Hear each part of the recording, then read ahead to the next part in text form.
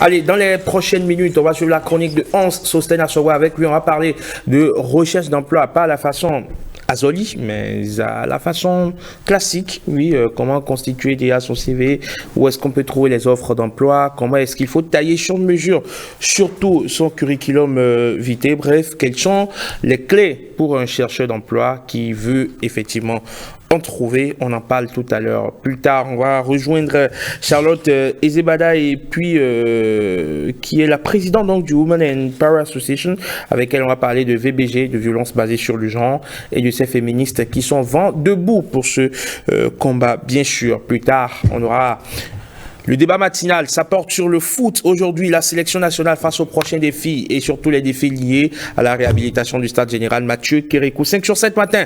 À tout de suite avec Hans Sosten Assowa.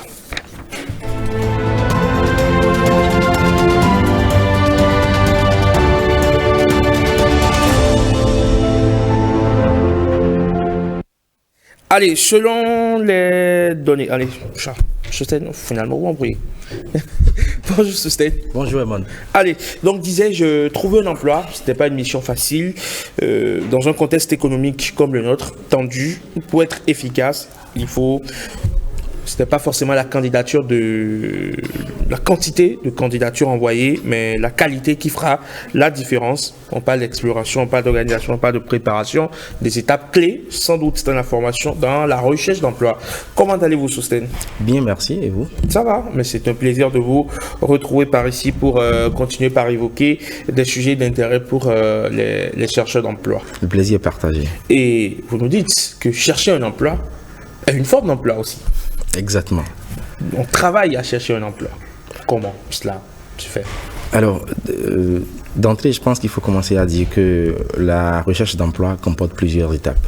Et donc, il y a des étapes en amont qui consistent à élaborer un bilan de compétences. Quand nous parlons de bilan de compétences, c'est d'arriver à faire une évaluation de ses compétences, de ses connaissances, de ses potentialités et d'identifier également ses faiblesses.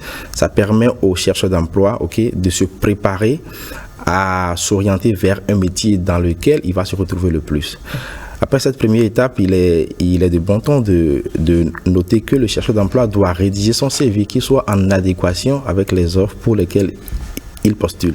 Et donc, le bilan de compétences permettra au chercheur d'emploi qui, par exemple, a des atouts pour un poste d'assistant de direction, de savoir que ce n'est pas pour un poste de comptable qu'il va postuler parce qu'il est à la recherche d'un emploi.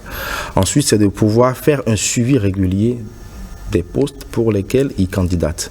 Cela peut se faire généralement par un fichier Excel qu'il tient, qui lui permet de savoir quels sont les postes pour lesquels il a postulé et quels sont les retours qu'il a en temps réel. Ensuite, c'est de pouvoir préparer les entretiens quand le chercheur d'emploi est convoqué. Cette préparation, nous en avons parlé plusieurs fois. Il y a des étapes clés que nous avons citées. Et après, c'est de pouvoir faire également un suivi post-entretien, parce que lorsque je suis convoqué pour un entretien et que j'y participe, je dois pouvoir faire un suivi pour savoir où est-ce que ma candidature en est, est-ce que j'ai été retenu, qu'est-ce qui bloque à mon niveau. D'accord. Et comment est-ce qu'on arrive à décrocher un emploi lorsqu'on n'a pas du tout d'expérience professionnelle?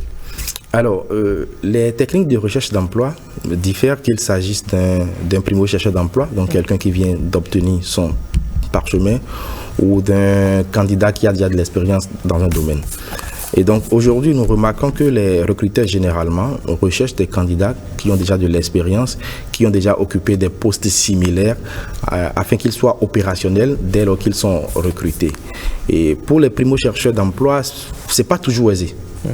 Mais cela n'est pas impossible dans la mesure où il y a une procédure, il y a une démarche qui peut être suivie et qui va permettre aux primo-chercheurs d'emploi de se dégoter un boulot sur le marché. Qui va consister en quoi? C'est que le stagiaire doit accepter de partir du bas de l'échelle et donc faire des stages professionnels. Et quand bien même ces stages-là ne seraient pas payants, cela apporte une certaine plus-value au candidat qui est exposé au monde du travail.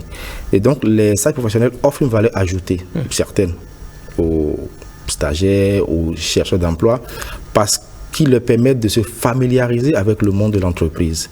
Et pendant les stages, il a l'obligation de faire preuve de discipline, Donc de donner le meilleur de lui-même et de montrer qu'il a les talents et le professionnalisme qu'il faut. Lorsque ce travail est bien fait, à l'issue de son stage, il peut se retrouver dans un contrat de travail.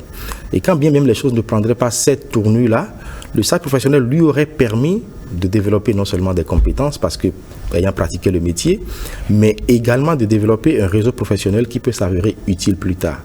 Et moi, j'ai recommandé des stagiaires que j'ai eus, mais parce que pendant la période de stage, ils étaient de bons travailleurs. Et donc, à un moment donné, dans le mode de recherche d'emploi, par cooptation, on peut demander à des managers donnés, est-ce que vous avez des gens à nous recommander? Lorsque pendant votre stage, vous avez fait preuve d'un certain professionnalisme, il est plus aisé, de se trouver un boulot sur le marché. Et donc, après cette étape, parce que généralement, quand les stages prennent fin, le candidat se replie à la maison. Et donc, il y a un travail qui doit continuer, qui est de garder déjà, dans un premier temps, un lien avec le réseau professionnel qu'on a développé en cours de stage. Et ensuite, c'est de pouvoir continuer à travailler ses compétences.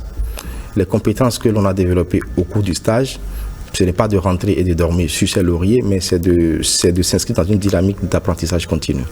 Et quels sont les bons outils, on va dire ainsi, de recherche d'emploi? Alors, en termes d'outils de recherche d'emploi, aujourd'hui, nous savons communément identifier la candidature spontanée qui permet à des chercheurs d'emploi d'envoyer leur CV ou de proposer leurs services dans des entreprises. Nous avons des sites de recrutement, nous avons des job boards, nous avons des sites d'entreprises qui publient les offres. Nous avons également les réseaux professionnels comme LinkedIn aujourd'hui qui permettent aux candidats d'avoir les informations. De plus en plus dans le mode de recrutement que nous observons, la plupart des recruteurs se retrouvent sur LinkedIn.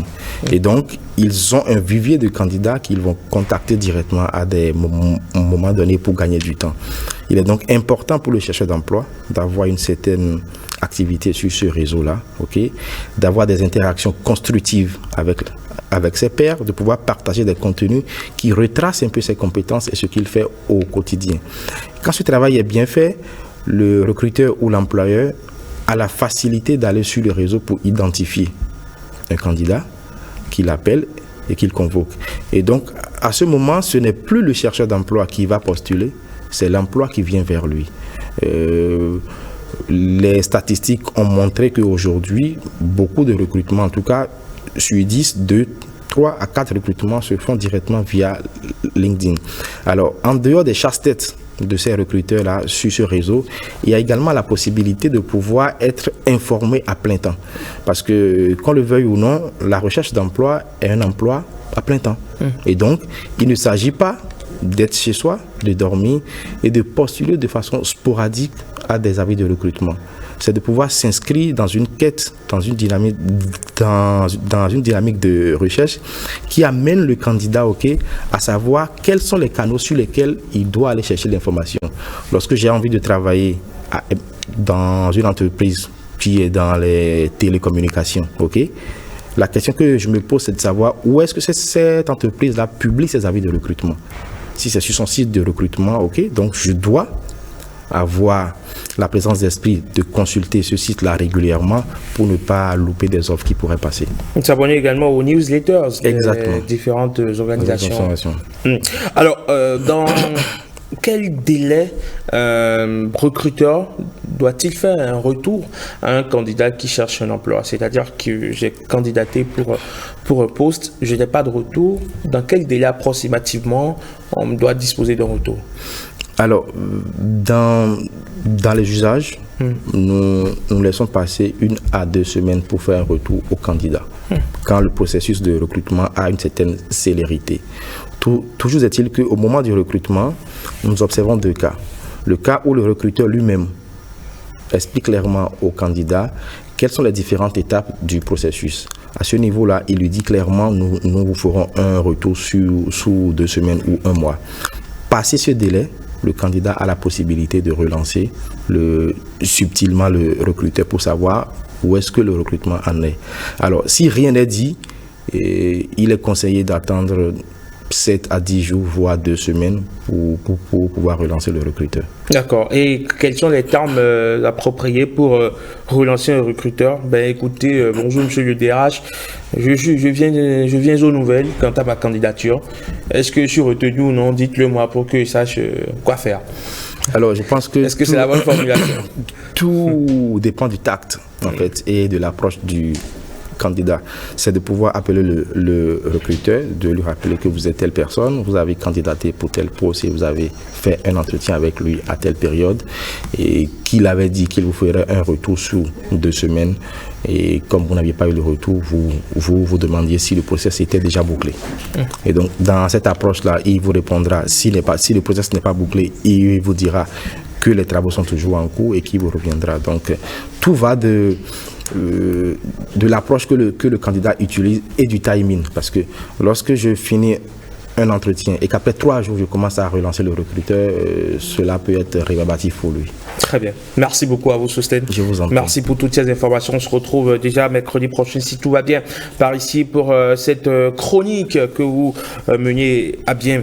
Absolument sur 5 sur 7 matin. On vous suit donc tous les mercredis. C'est bien évidemment par ici sur 5 sur 7 matin. Vous nous aidez à décortiquer des thématiques liées à la vie en entreprise. Vous passez une excellente journée du mercredi. Merci, monsieur. Et au plaisir de vous retrouver.